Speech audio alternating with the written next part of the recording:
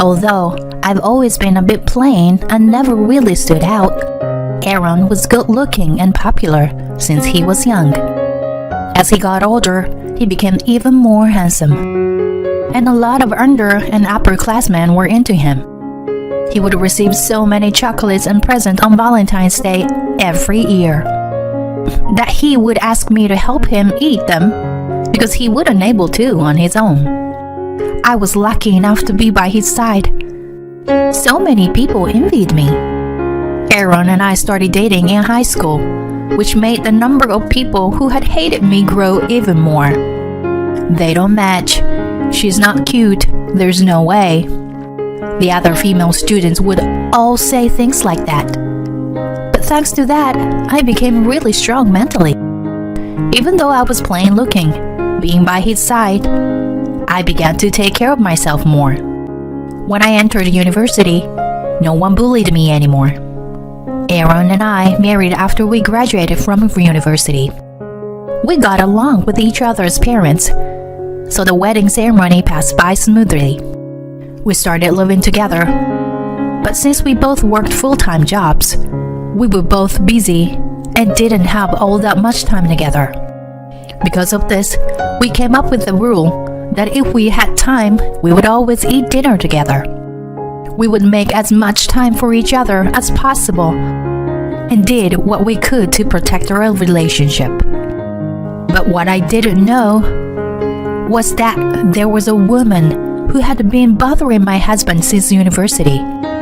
3 years after graduating from university, we were living a peaceful married life until that woman began stirring up drama. It began when Aaron brought some handmade sweets that someone had given him at work. "I'm home. Someone gave me sweets again. Let's eat them together." "Recently, you've been getting sweets 3 times a week?" That day's sweets were heart-shaped cookies. It was obvious that someone was trying to express their feelings for Aaron. Someone liked him. When I spoke to Aaron about it, I found out that all the sweets he'd received recently had been from the same person. Even if he tried to refuse, she would force him to take them. So recently, Aaron gave up on trying to turn them down. My husband always wore his wedding ring, and I made him lunch to take to work every day, so that women knew very well that he was married. I opened up Aaron's lunchbox so I could wash the Tupperware inside, and at the very bottom, I noticed there was a tiny note. I thought that maybe a note from Aaron's desk had accidentally fallen into his lunchbox. But when I opened the note, I saw it didn't have anything to do with his job. "Let's get married," was written across that tiny white piece of paper. I was about to show my husband the note, but I thought it might make things awkward for him at work. So I changed my mind. I was proud to be the wife of someone so popular. But to think this would continue even when we reached this age. From that day on, I regularly looked at the notes that woman slipped into his lunchbox. And every time I would let out a big sigh. He must also be tired of her. He began taking naps before dinner. He's been pressured by women like this before. But this was the first time I've seen him this tired out by it. "Are you okay? You seem super tired these days." "I'm probably tired because work has been busy. I'll go sleep a bit earlier tonight." After saying that, Aaron took a shower and went to sleep. Maybe because he was so tired, he forgot his phone on top of the living room coffee table. Just as I picked up his phone to put it on his bedside table, he got a text. His phone vibrated 4 more times. Since I was holding his phone, I saw the notifications for those 5 texts. They were from a woman named Sarah. She seemed to be urging him to reply to her. I thought to myself that it must be the woman who's been giving him sweets recently.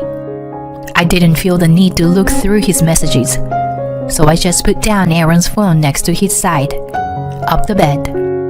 I had a sinking feeling about to happen, so I couldn't sleep at all that night. A few days later, Aaron texted me to eat dinner without him because he was going out drinking with colleagues. I was a bit worried because of that woman. I told him to call me if anything happens, and he told me it'll be okay. He probably didn't want me to worry. He knew that many people have been jealous of me since we were in high school, so he probably didn't want me to go through that same sort of trouble now that we are adults. He's probably doing his best to calm the situation on his own. But women are tricky. He might not even realize what she's doing. I knew he could be too kind for his own good, so I wished he could ask me for help as his wife. That day, I ate out and bought myself a dessert on the way home. Around the time I thought Aaron would be back home, the doorbell rang. Excuse me, this is Mr. Smith's house, right? Through security camera, I saw a young woman and man. They were carrying my husband between them. I quickly opened the door. The young man carried Aaron up to our bed, and I was left alone with the woman, who smiled at me. I'm sorry about this. Thank you for going out of your way to take care of my drunk husband. It's okay. Oh, here are some sweets I made. I noticed that the sweets she handed me were in the same packaging as all the other ones my husband had received recently, and I felt the blood drain from my face. This is definitely that woman, Sarah, who liked Aaron. I thanked her and took the sweets. When are you and your husband going to divorce? She whispered into my ear. She gave me a carefree smile, but Aaron's wife, I was furious. She looked me up and down and made a face as if to say she thought she was better looking than me. I glared at her. Aaron's colleague came back from leaving him on his bed, and the two of them left. I decided I would tell Aaron he should change jobs when he wakes up. With my salary and savings, we could get by, even if he doesn't work for a while. I felt like our relationship was at risk if he stayed near that woman any longer. A few hours later, Aaron woke up and I served him a cup of soup I had made. He seemed confused how he had made it home, so I explained everything. Aaron made a guilty-looking face, and his face turned blue. Sue, did she do anything to you? She didn't, but I told him what Sarah had said to me. I also relieved that I had seen the messages she sent him a few days back. Aaron let out a sigh and put his head in his hands. Seeing him like this, I understood that he hadn't told me because he didn't want me to worry. I didn't want him to be troubled with this anymore. So I spoke to him about changing his job. He didn't want to bother me while he was looking for a new job, but eventually he agreed. The next day, Aaron spoke to his bosses and quit. When Sarah realized Aaron wasn't at work, she assumed he was sick and began forcing her way into her home to take care of him. I would try to push her to leave, but she would then burst into tears. It was tough to deal with. If you keep this up, I will call the police. I was just worried about him. Sarah began coming over nearly every day. It was getting scary. I would have to pull all my effort into pushing her out of the house. Aaron was getting tired of her too. At this point, she was basically a stalker. Things escalated day by day. At Aaron's ex-job, they tried to help cover up the fact he quit by telling her that he had changed departments. But she ran all over the company trying to find him. I called the police on her, and they gave her a severe warning. After the police got involved, she stopped coming to her home. When things calmed down, Aaron began looking for a new job and managed to find one relatively quickly. His new office was a bit far from home, but he really gave it his all there. For a while, we returned back to our peaceful lives. I'm relieved everything has calmed down again. I blocked her number too. I hope everything will be okay from now on. We were a bit worried something would happen again, but we tried to move forward. A few months later, on the way home from work, Aaron jumped out into the street to save a young child. He got hit by a truck and passed away. He was such a kind person. He even risked his life to save that child. I couldn't help but be proud. But suddenly losing someone I loved so much, it was hard for me to accept reality. By the time I made it to the hospital that day, he had already passed away. I burst out crying. Even now, when I'm at home alone, I feel like he will walk in with a big smile on his face any minute. I organized the funeral and invites his family and close friends. Of course, I didn't invite anyone from his old job. Seeing his face peacefully sleeping, I felt like crying. I love your smile so much, so please never stop smiling. I felt like he was saying that to me. I'm sure he wouldn't want to see me sad. Since he passed away so suddenly, I'm sure he regretted leaving me alone the way he did. But he definitely wouldn't regret having protected that child. He saved a life. I'm sure that he would tell me to smile. So I decided that after the funeral, I should try to move forward with my life for the sake of the husband I loved. When he passed, the police gave me his cell phone. Looking through it, there were many pictures of me smiling. Some I didn't even remember. When I saw that, without thinking, I hugged Aaron's phone close to my body. I noticed that he had a huge number of notifications. Surprised, I checked and saw they were all from Sarah. She had found and followed Aaron on every social media platform possible. It seems we hadn't been able to stop her overwhelming feelings for Aaron. Aaron wasn't really the type to go on social media much, so he hadn't seen most of the notifications and messages. There were even messages from after he passed away. From the looks of it, she sent him around 30 messages per day. 5 years had gone since Aaron passed away, and she still messages him daily. Her feelings for him never changed. I peeked at her social media profiles and saw that all her posts were lies about going out with Aaron, being loved by him, and so on. She's been posts every day. Of course, since Aaron passed away, he's not in any of her new posts. Seeing her profiles felt gross. To put it most accurately, I was disgusted. She didn't know he had passed away. If anyone who knew saw her page, what would they think? I'm sure even my husband would be annoyed if he looked down from heaven and saw that this was happening. As I was thinking this, I headed off to work. I had plans to eat dinner with Aaron's mother that night, so after I finished work, I quickly went to the restaurant we planned to meet at. My mother-in-law must be lonely since Aaron passed.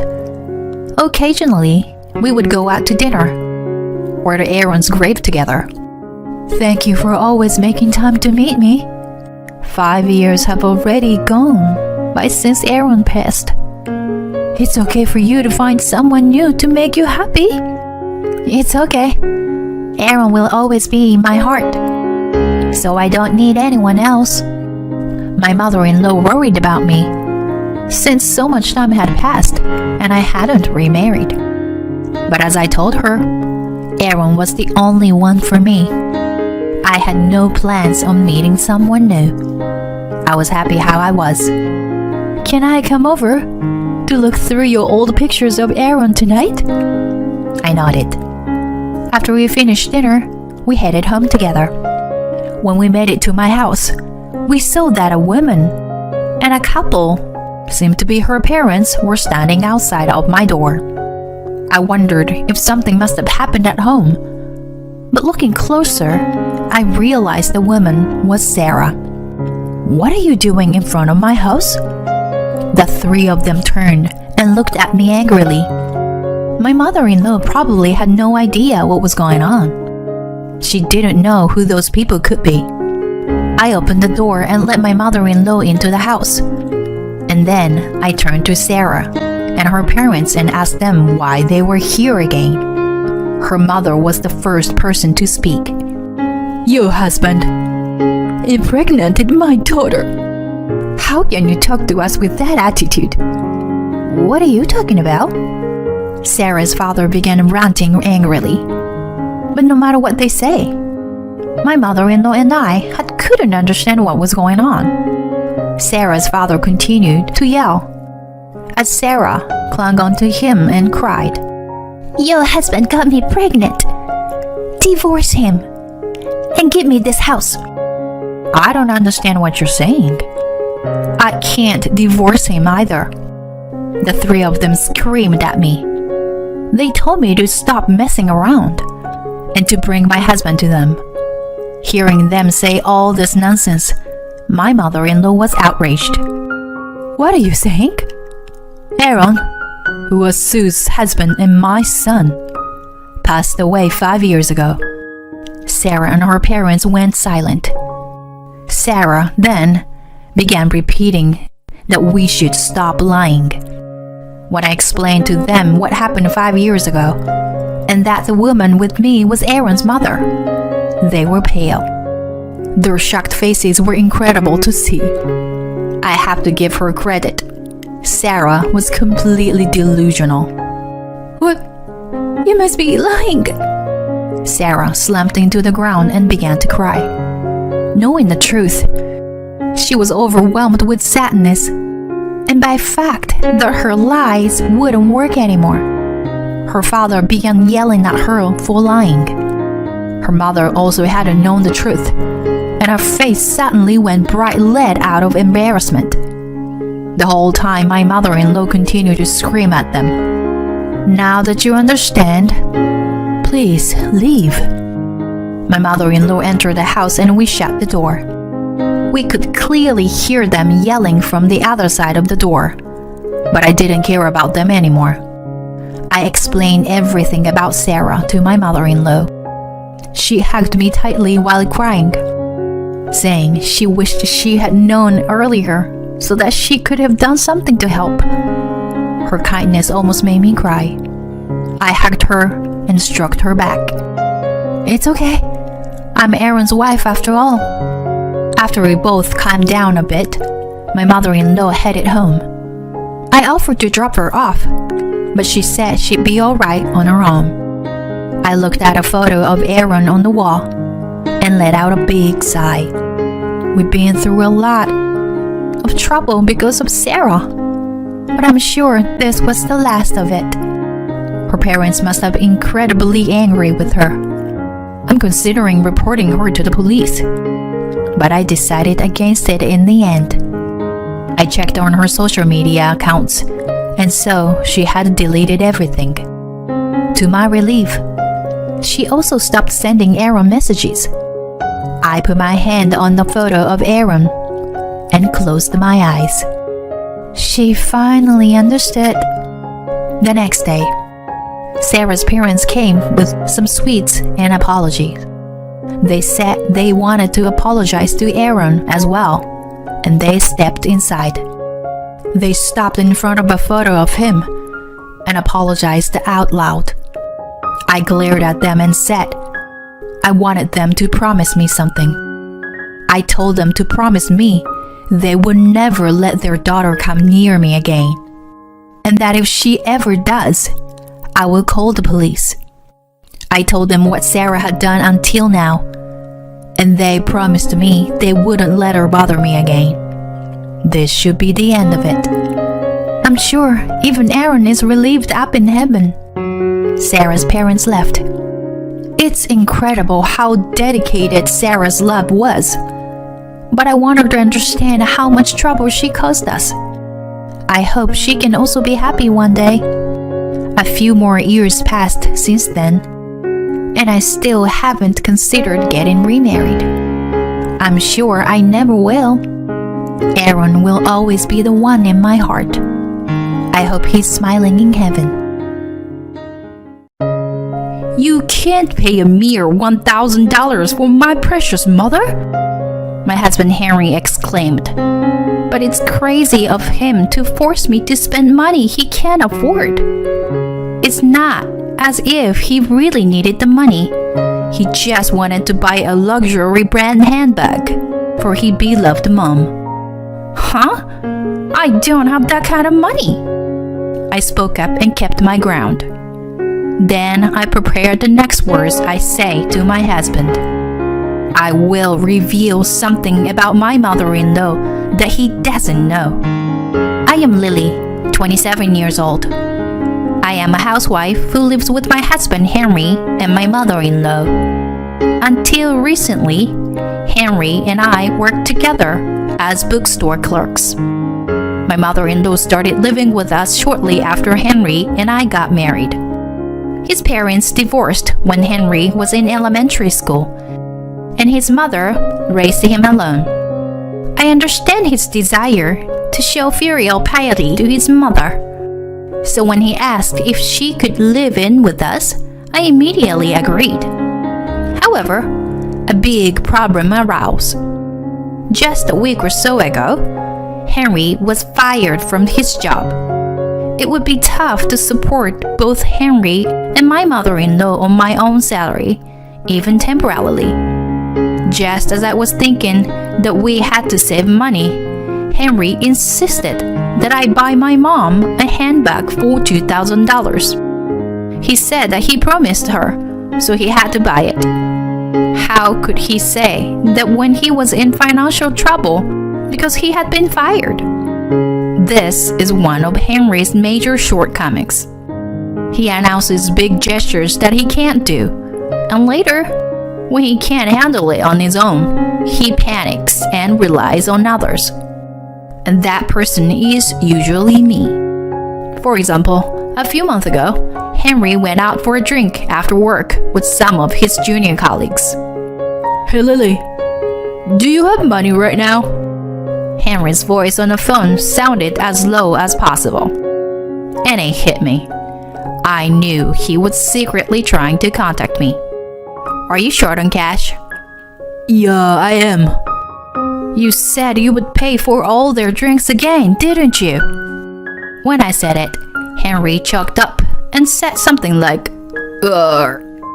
I seemed to have hit the nail on the head. I had seen Henry turn pale when he looked in his wallet when he had offered to buy someone else a drink. I was with him at the time, so he took me out of my seat and told me he didn't have enough money and that I had to pay, even though he said he would buy the drinks himself. Are you telling me to go over there right now and pay? No, I'll pay for it. It would be embarrassing if they found out I had to rely on my wife for money. That's not what I'm asking. I'm asking if you were telling me to go over there right now? I thought I should have told him not to do anything that he thinks is embarrassing. But I refrained from saying so because it would have gotten me nowhere. Henry matters back to me unreliably. It's 30 minutes by car. If I go back home now, it will take me more than an hour to get there and back, so I might not make it in time. I'll make it up to you later. Fine. I mean, you'll have to pay me back. I know. I'll pay you back as soon as I get my next paycheck. So, How much is it? When I asked, Henry's voice became even quieter. 100. I can't hear you. 600. 600? I couldn't believe what I was hearing. How could he spend $600 on drinks after work? That's crazy. How did it become like this? I mean, I'm the oldest one here. Of course I have to tell them to drink as much as they want. You wouldn't normally say that if you don't have money. Also, are you going to make me pay for it all? You at least have some money, right? I only have about $10 in my wallet.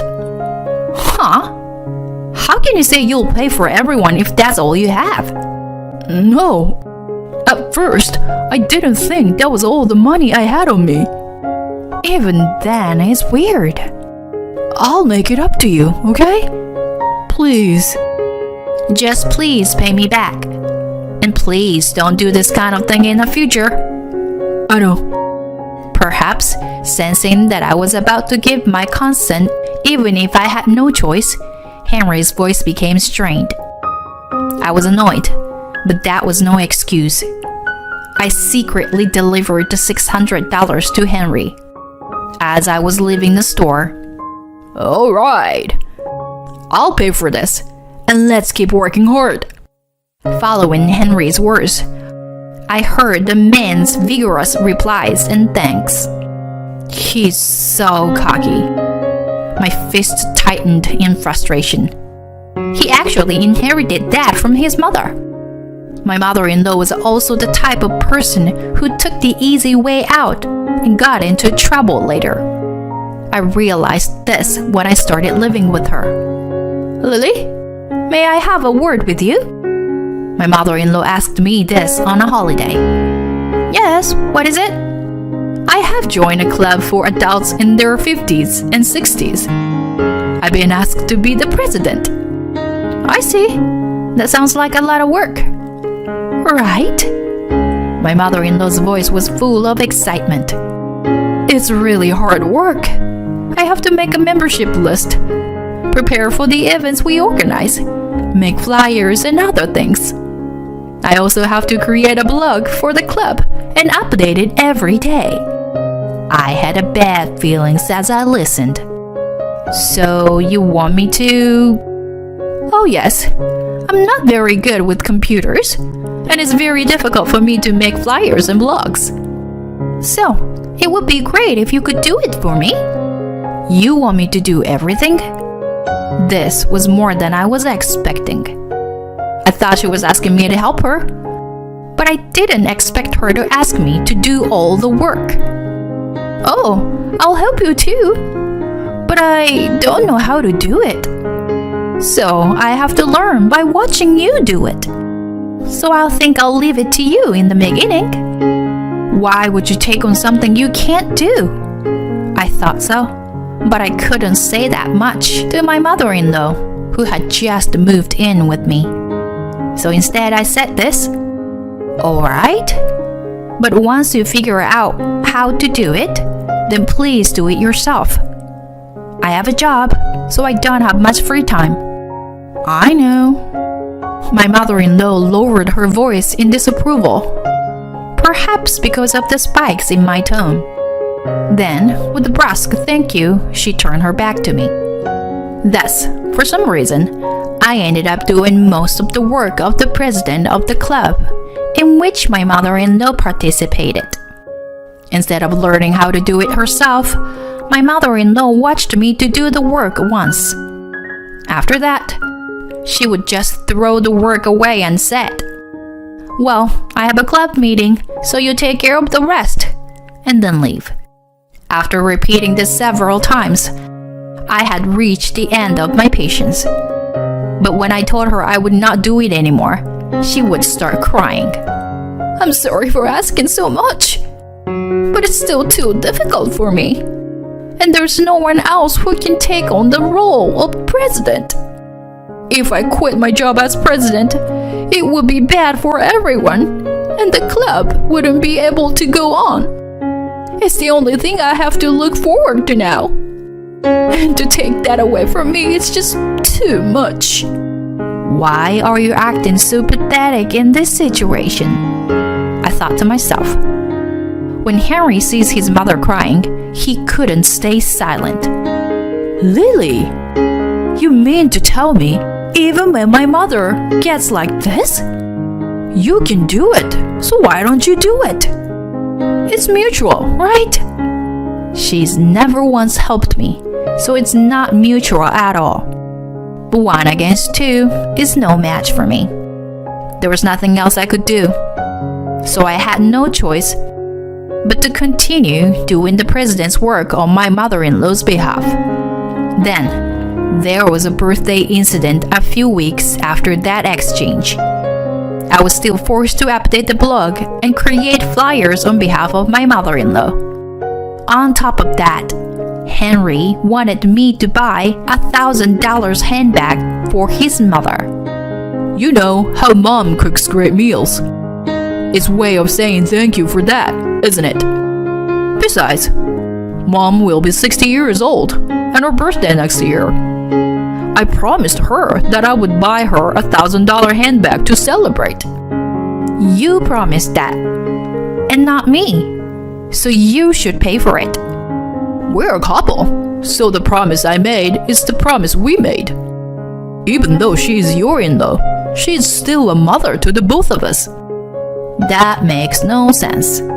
You made a promise, but you're just crying to me because you got fired and can't pay me. You're bringing that up now? I'm still reeling from the shock. He's a pompous, spoiled brat. The reason he was fired was because he was too lazy to actually do anything and just talked about the work he would do. Anyway, you should keep the promise you made. I have my hands full supporting the family, and above all, I put some strength in my voice there. Your mother still owed me money. Huh? Henry's voice suddenly changed. It's as if he was being told something completely unexpected. This is good. I've lent her tons of money. I would never buy someone a gift when they owe me a lot of money. You're talking about a few bucks, right? Or like $100? Either way, it's not that big of a deal. $10,000. What? Henry's eyes went wide, as if he was spoken to in a strange language. That's exactly how I imagined he would react. So, $10,000. That's how much your mother owes me. No way. Well, of course, you'll be surprised by this fact. But it's the truth. As I said this, Henry's head finally started to spin, and the anger on his face began to show. If she owed that much money, Mom would have told me. Don't lie to me. I'm not lying. I've loaned her $5,000 twice, and I've transferred the money to her bank account. So if you look at the bank statements, I can prove it. Do you want to go check? Henry forced a gulp and looked frustrated. But it's between family members. There must be something difficult going on if Mom had to borrow that kind of money. And you don't even understand that? He doesn't get it at all. It's funny, incomprehensible he is getting. But I knew this would happen. I knew why my mother-in-law borrowed money from me. That this case was going to be even more laughable. I knew there must be some secret that she would borrow such a large sum of money from me and not from her son. So I lent her the money and I did my own investigating. Anyway, on top of all this, I'm not going to pay $1,000 for a gift for your mother. And if you think she's in a bad situation, ask her yourself. Fine, I will. Henry shouted and left the room. Now, Henry finally knows his mother's secret. I was filled with a nasty anticipation as I wondered what was going to happen. The reason my mother-in-law gave me when she borrowed money from me was that she was helping people. Lily, you see?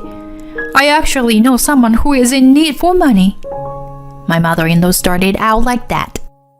And you know, I really want to help him. But I don't work, and I don't have any money, right? So I'd like you to lend me some money if you can. How much? When I asked, my mother-in-law began to mumble. Well, for now, $5,000. That's a lot of money. Are you sure I'll be paid back? Of course.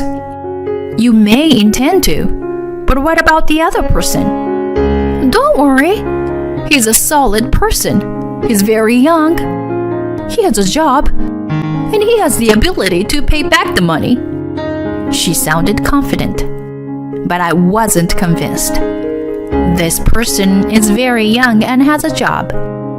My mother-in-law's friend would probably be in their late 50s or 60s. They would not be very young. She must be hiding something. Since I felt that way, I let my mother-in-law the money and began to investigate her surroundings. And this what I found out. Hey, you've got to be kidding me. I heard Henry's voice as he immediately went into my mother-in-law's room. You were going to nightclubs even though you were going to be 60? That's right. The person my mother-in-law wanted to lend money to was not a friend, but a bartender. My mother-in-law had been paying a lot of money to one bartender at a nightclub, that without telling Henry. I followed my mother-in-law into the club, where she told a man in friendly tone, I have plenty of money, so leave it to me. Moreover, my mother-in-law did not enter the club alone every time. Once every few times, she went in with several women. All of them were of the same age as my mother-in-law. And as I listened closely to what they were saying, I realized that they were members of a club for working adults. The club's activity was to go to nightclubs together. Why the hell is my mom going to a nightclub? Henry kept raising his voice, surprisingly louder than I thought would be possible. I'm her son, and she's flirting with some young guy. How old is that guy? He sounded distraught, as if he had just found out his girlfriend was cheating on him. I was truly disgusted. My mother-in-law explained in a slurred voice. Don't be so angry. I just wanted to spend my few remaining years of life as happily as possible. I put everything about myself on the back burner in order to raise you. Now that you're out of my life, it would be nice to do something I like a little bit. Do you think borrowing $10,000 from your son's wife to do whatever you want is doing something you like a little bit? When I left, both Henry and my mother-in-law looked at me. Lily, you're right. It's crazy to borrow so much money just to go to nightclubs from your son's wife. Henry tried to agree with what I told him before. He was trying to get on my good side, even though he was so condemning of my words earlier. You know, I have something to say to you as well, Henry. You saw me doing all the work for your mother-in-law's club, and you just ignored it. In fact, when I said I don't want to do it, you complained and kept forcing me to do it. And the club activity turned out to be going to nightclubs. So, in a sense, you were telling your mother to go clubbing. Henley's face gradually became distorted. Is it true? His voice trembled as he turned to his mother. She is frozen and a pale face. How do you know that? Henry's voice was hoarse as he said, Shit, and he glared at his mother with sharp eyes. The club dinner party you were talking about was actually a nightclub outing. You've got to be kidding me. Henry, you have every right to be angry with your mother. But don't you feel bad for me? You should apologize to me properly before blaming her. You coerced me, and your own mother borrowed a lot of money from me to go and pay for clubbing. Henry looked at me annoyed. We can talk about that later. Excuse me? I was angry.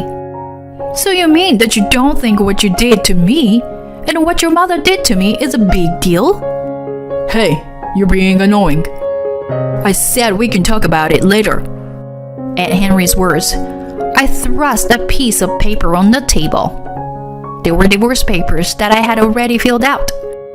If that's the only way you can handle this, I'm divorcing you. I can't do it anymore. What? Henry's eyes widened as his voice suddenly became thin. What are you talking about? Divorce all of a sudden? Of course! You've been fired. You have no income, and you are forcing your wife to spend $1,000 on a gift for your mother. You already forced me to do what your mother should have done. And you don't feel bad about it. And you don't think anything of it. When your mother owed me a lot of money. Both you and your mother are terrible people. I took a deep breath.